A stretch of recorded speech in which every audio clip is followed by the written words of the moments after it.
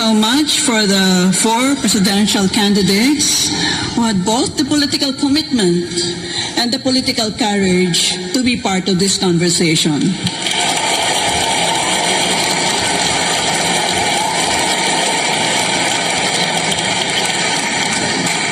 My area of research and expertise is on foreign policy and defense and security, so my first question will be within the rubric of these issue areas.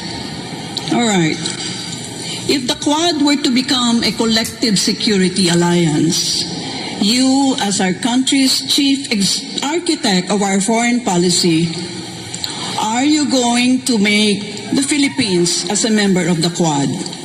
Why and why not? Senator Marcos?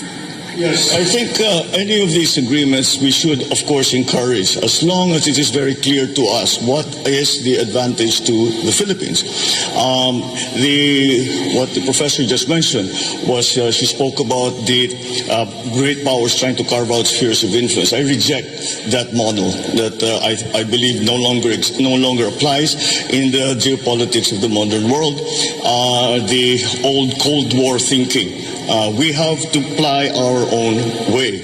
And so it really would depend on what is inside, or what those agreements say that the Philippines what will be doing and what those other partners of ours will be doing for the Philippines. And once again, because we shouldn't think of the old Cold War system, we should always think in terms of the fine line that the Philippines has to tread in all our foreign policy decisions. But if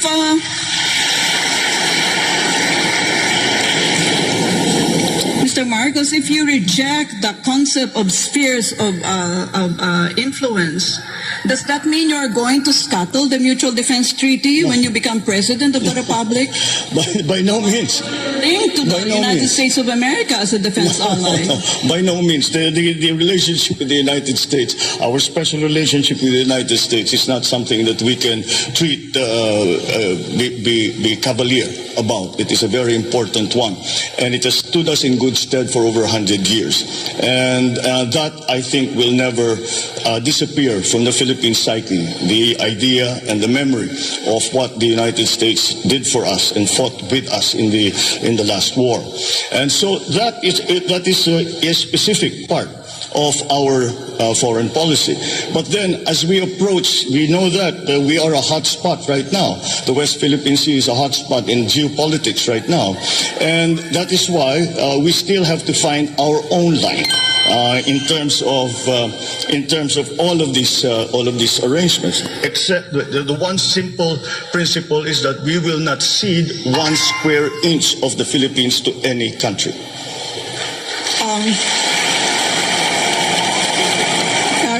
Do I have time for one more follow-up with Mr. Marcos? Yes, Professor Carlos. Yeah. Okay. If that is the stance that you have taken, Mr. Marcos, suppose you have a situation where China is trying to, take us in, embrace us within its sphere of influence. How would you react as our chief architect of our foreign policy? Once again, in terms of specifically to China, the correct approach still seems to be one of engagement.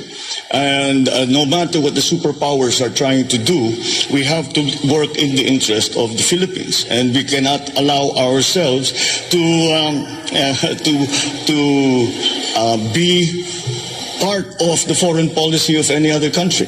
And we have to have our own foreign policy. So again, whatever the superpowers do, we as a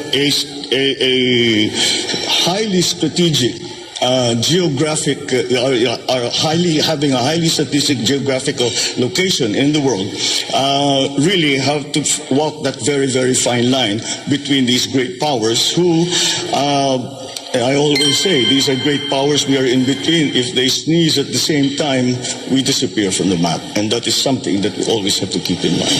Thank you.